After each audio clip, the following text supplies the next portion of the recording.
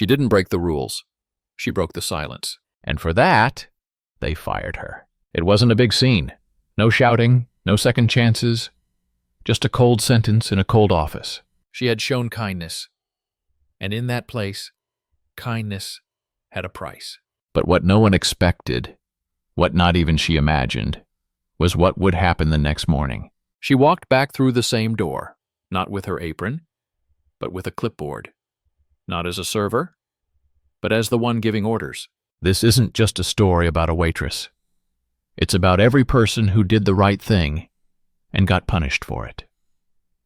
It's about grace under pressure, and how one quiet act can echo louder than a scream. Because sometimes justice doesn't come wrapped in a gavel. Sometimes it walks in holding a coffee pot. Emily didn't grow up with dreams of managing people. She didn't plan on becoming anyone's boss.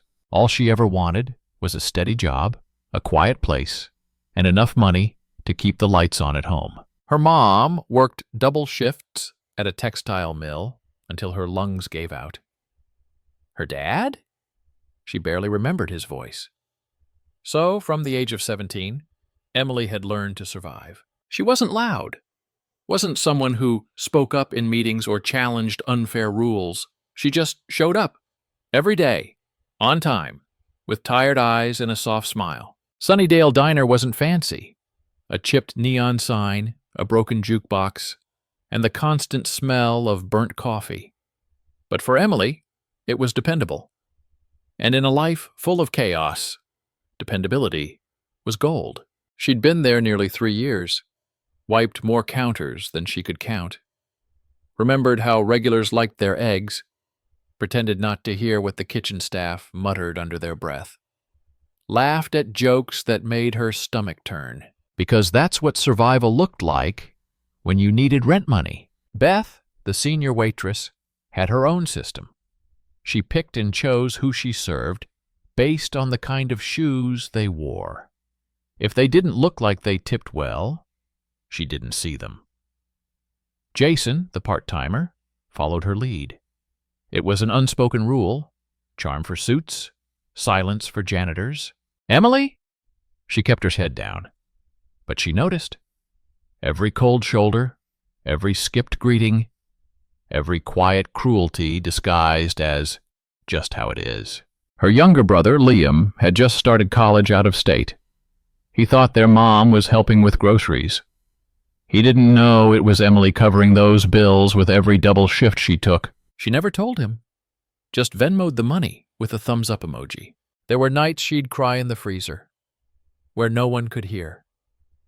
Then breathe deep, put on her smile, and bring out someone's hash browns, like nothing was wrong. Because kindness wasn't a performance for her. It was who she was, no matter what it cost. She didn't expect applause. She didn't want a trophy.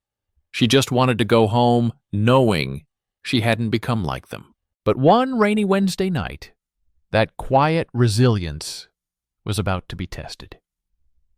It was a quiet shift. Rain tapped the windows like it was trying to be polite. The kind of night where time moved slower, and the silence felt heavier. Emily liked those nights. No rowdy truckers, no spilled ketchup fights.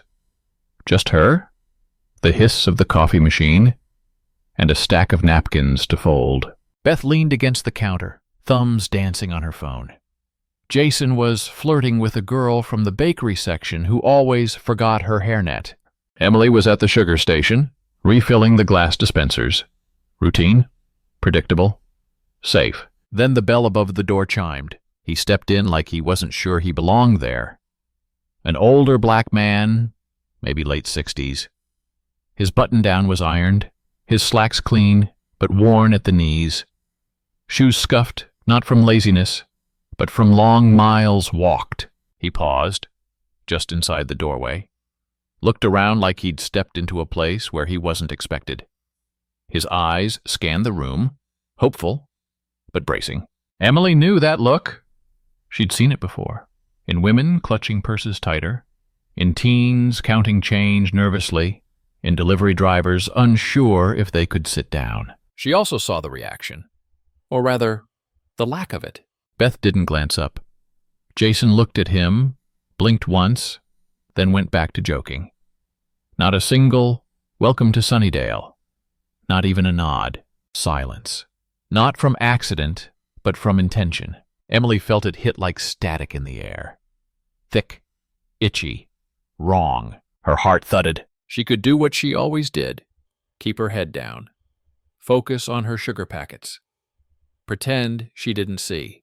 But the man was still standing there, waiting, like he was giving them one last chance to be better. Emily's body moved before her doubt could stop her. She wiped her hands, grabbed a menu, and walked toward him. "Good evening, sir," she said, her voice steady but warm. "Just you tonight?" The man looked surprised, not offended, not emotional, just quietly relieved. "Yes, ma'am," he said with a respectful nod. She smiled, gestured toward a booth near the window. "Right this way. Hope you don't mind a little rain show." He chuckled lightly. "Rain's better than noise," he said, and followed. As he sat down, she handed him the menu. "Can I start you with something to drink?" "Coffee," he said. "Black, please." "Coming right up." She moved with purpose, grabbed the fresh pot, poured it herself. Didn't wait for Beth to offer. Didn't ask Jason for help. She placed the mug gently in front of the man. He nodded in thanks, took a sip, then looked up at her. "You the only one working tonight?" His voice was low, calm, but there was something behind it. Emily glanced toward the counter. Beth was now whispering to Jason, both of them eyeing her like she'd just committed a crime. She exhaled. "Feels like it sometimes," she said softly. That made him smile, small but real. He opened the menu. "What's good here?" She didn't hesitate. "If you're hungry, the pot roast will hug your stomach all night. But if you want something with a little love in it, the grilled salmon's where it's at." He raised an eyebrow. "You sure?" She grinned. "Promise you won't regret it." He nodded. "Salmon it is." Emily jotted it down, turned to head toward the kitchen. Behind her, she heard it. "She's wasting her time," Beth muttered, just loud enough. Emily's jaw tensed, but she kept walking. She always kept walking. What she didn't know was that every step that night was being watched. Not just by eyes laced with judgment, but by someone who had come there looking for the truth. The kitchen ticket flapped quietly on its metal rail, barely catching the attention of Miguel the cook, who was mid-argument with someone on the phone. Emily didn't wait for him to finish. She clipped the order, gave him a nod, then grabbed a fresh coffee pot and returned to the booth by the window. The man was still there, hands folded, eyes watching the rain slide down the glass like it was telling him a story. She refilled his cup. He looked up, smiled. "Appreciate that." "Of course," she said. "Let me know if you need anything else." He hesitated, then asked, low and deliberate, "How long you been working here?" Emily blinked. "Almost 3 years," she said. "Feels longer, some days." "Don't suppose they ever thanked you for sticking around?" She let out a soft laugh. "Not in so many words." He stirred his coffee slowly. "Do they always treat people like that?" She didn't need clarification. She knew what he meant. The silence when he walked in, the way Beth turned her back, the smirks, the averted eyes. Emily looked over her shoulder. Beth and Jason were huddled at the register, whispering, watching. She turned back. "Sometimes," she said carefully. "Depends on who walks through the door." The man nodded, not surprised. Emily sat down across from him, not fully, just perching lightly, like she might spring back up at any second. "I know what you saw," she said quietly, "and I'm sorry. That's not how people deserve to be treated." He looked at her for a long beat. "And yet, you're the only one who said anything. Why?" She hesitated, then said with a shrug that barely masked the ache in her voice, "Because someone has to." He studied her, really studied her, not in a creepy way, not like most men did, like he was looking for something, or trying to recognize something he already knew. Then he leaned in just slightly. "You ever think about running a place like this?" Emily blinked. "What? A diner? A business?" Something that actually values people like you. She half laughed, shook her head. I can barely afford to fix my radiator, she said. Management's not really in the cards. He tilted his head. Doesn't mean you couldn't do it. Emily smiled, unsure how to respond. So she changed the subject. You got family around here? She asked. He shook his head. Not anymore. There was a weight behind those 3 words, but Emily didn't pry. Just passing through? Something like that, he said. Their eyes met again. There was a pause. A silence that didn't feel empty, but full. Of things unspoken. Of mutual knowing. Then the order bell rang. Emily stood, gave him a nod, and headed back toward the kitchen. As she passed Beth, Beth smirked. You making new friends, Em? She said, voice dripping in mock sweetness. Emily didn't answer. Just grabbed the plate, salmon steaming with lemon and dill, and returned to the booth. Looks good, the man said. Best thing on the menu, Emily replied, placing the plate down with quiet pride. You got a name? He asked. She smiled. Emily. He reached out not for a handshake, but to lift his coffee again. Well, Emily, he said, it's been a pleasure. She nodded. Likewise. As she walked away, she didn't see the way he watched her. Didn't see him pull out a small notebook from his coat. Didn't hear the quiet scribble of a pen. She didn't know her name was being written down. Not as a warning, but as a possibility. The next morning, the rain had stopped, but the cold lingered. Emily walked into Sunnydale Diner with her usual rhythm, slow but steady, like someone who didn't expect surprises. Tom, the general manager, was already in his office, door half open, computer light blinking in the dark. Emily tied on her apron, just like every morning, poured the first pot of coffee, checked the creamer, folded napkins. 10 minutes into her shift, the phone rang. Beth picked it up, said nothing, then hung up. A minute later, Tom stepped out of his office, eyes sharp, jaw set. Emily, he said, got a second? She nodded, wiped her hands, followed him in. The office smelled like burnt plastic and old paperwork. Tom didn't sit. He closed the door behind her. He didn't waste time. There was a situation last night, he began. Emily said nothing. He continued. You went out of your way to serve a man who was making our other staff uncomfortable. Her chest tightened. Uncomfortable? He ignored the question. We've had complaints about your behavior. What behavior? She asked, heart now pounding. Tom exhaled through his nose. Look, Emily, you're a good worker, but this isn't the first time you've stepped out of line. Her fingers curled, but she kept her voice calm. If stepping out of line means treating a customer with respect, then that's enough, he cut in. We're letting you go. Just like that. No review? No hearing both sides? No second chance? The floor felt further away than usual, like her legs had quietly vanished beneath her. Emily stared at him, trying to read his face. But there was nothing. Just a wall. She took off her apron, folded it, placed it gently on the desk. Is there a reason? She asked, one last time. Tom avoided her eyes. We just think it's time to move on. She nodded once. No tears, no scene. Just a slow inhale, a long exhale. Then she turned and walked out, past the counter, past Beth's smug smirk, out into the street, where the wind bit harder than usual. She didn't go home right away. She walked for blocks, didn't know where, didn't care. Thoughts swirled, collided. Why did this hurt so much? She'd known the rules, known the game, but still. She had hoped doing the right thing meant something. Turns out hope was expensive. And kindness? Sometimes it came with a pink slip. She sat on a park bench as gray clouds drifted overhead. No one texted, no one called, no one noticed she was gone. Except someone did. It had been 3 days, 3 long, quiet days. Emily had filed for unemployment that morning. She stared at the blinking cursor on the reason for termination line for nearly 5 minutes, then simply typed, no explanation provided. She didn't cry, not anymore. There was only so much you could feel before your heart learned to shut the door. Around noon, her phone buzzed. Unknown number. She almost ignored it. Almost let it ring into silence like the rest of the world had done. But something inside nudged her. She answered. Hello? Emily Dawson? Yes. Who's this? The voice was deep, calm, familiar. This is Walter Howard. We met a few nights ago at Sunnydale. Emily sat up. I was the man you served? Salmon? Black coffee? She blinked. Oh, yes, of course, She hesitated, unsure what this call was. I owe you an apology, he said. Emily froze. For what? For not saying who I was.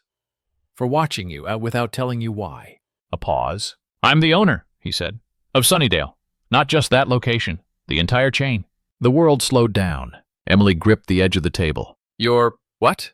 I've been visiting our restaurants anonymously, Walter continued, trying to understand what happens when no one's watching. What our customers experience when they don't wear a suit or a smile. And more importantly, how our staff behaves. Emily said nothing. Her brain was still catching up. You were the only one who looked me in the eye, he said softly. The only one who treated me like I mattered. Not because of who I was, but because of who you are. Her throat tightened. The air felt thinner somehow. I know you were fired, Walter added. That should have never happened, and it won't go unaddressed. Emily's voice cracked. I didn't do it for a reward. I couldn't look away. I know, he said. That's exactly why I'm calling. She leaned back, eyes closed. What now? There was a rustle of papers on his end. Then, I'd like you to come in tomorrow. Not to serve, not to wear an apron. I'd like to offer you the position of general manager. You'd run the Sunnydale location, build your own team, and help rebuild what clearly needs fixing. Emily opened her eyes slowly. A bird flitted past the window. Somewhere in the distance, a car alarm chirped once, then fell quiet. You want me to run the place that fired me? I want you to lead the place that needs you, Walter corrected. You saw the rot. You didn't become it. That's rare. She didn't answer right away. Her heart was moving faster than her mouth could follow. You don't need to decide now, he said gently, but I hope you will. He gave her an address, a time, a chance. Then he hung up. Emily sat there for minutes, maybe hours. Eventually she stood, looked at the apron still folded on her kitchen chair. She didn't pick it up. Because tomorrow, she wouldn't be coming back as who she was. She'd be coming back as who she was meant to be. No rain, no thunder, just light, soft, steady, unshakable, kind of like her. Emily stood outside Sunnydale Diner for a full minute before stepping in. Same chipped neon sign, same rusted bell above the door, same faint smell of fryer oil. But this time, she wasn't here to pour coffee. She wore no apron, just a navy blazer, pressed slacks, and a name badge clipped to her chest. Emily Dawson, general manager. The bell chimed as she opened the door. Beth, at the counter, looked up and froze mid-text. Jason blinked twice, like he wasn't sure what he was seeing. Tom, who had come in late, again, stepped out from the back hallway just in time to catch her eyes. He opened his mouth to speak. She beat him to it. Morning? Her voice was calm, clear. No sharpness, no revenge, just presence. Walter had told her, you don't need to raise your voice to raise the standard. Emily walked behind the counter like she belonged there. Because now, she did. She turned to Jason. Morning checklist, done yet? He fumbled. Not yet. She gave a small smile. Let's get it moving. We're opening in 10. Then turned to Beth. Break room's got updated schedules. You're on prep today. Let me know if you need clarification. Beth stared. Her mouth opened, then closed. No fight, no eye roll, just silence. Emily nodded once and moved on. She walked through the diner, noticing every detail she used to overlook. A cracked tile near booth 3. A sticky spot behind the soda machine. A burnt-out bulb near the restroom sign. She pulled out a small notebook, her own now, and jotted them down. Not to complain, to fix. Because this wasn't about power. It was about stewardship. By noon, the energy in the diner had changed. The silence wasn't heavy. It was focused. The sarcasm at the counter had been replaced by yes ma'ams and how can I help yous. Walter had stopped by quietly just to observe. He caught her eye once. She nodded. He smiled and left without saying a word because he didn't need to. At 2:47 p.m., an older man walked in, a janitor, judging by the uniform. Shoes worn, hands rough, eyes uncertain. Emily noticed the hesitation in his step, the way he braced himself for dismissal. She didn't wait. She grabbed a menu, walked up to him with a calm, warm smile. "Welcome to Sunnydale," she said. "Booth or table?" He looked up, a little surprised, then nodded. "Booth's fine." As he followed her in, Beth watched. So did Jason. But this time, they said nothing, because they knew the rules had changed, the air had changed, and so had Emily. Sometimes the loudest kind of courage is the quiet choice to do the right thing when no one's looking, when no one's clapping, when everyone else turns away. Emily didn't stand on a podium. She didn't give speeches.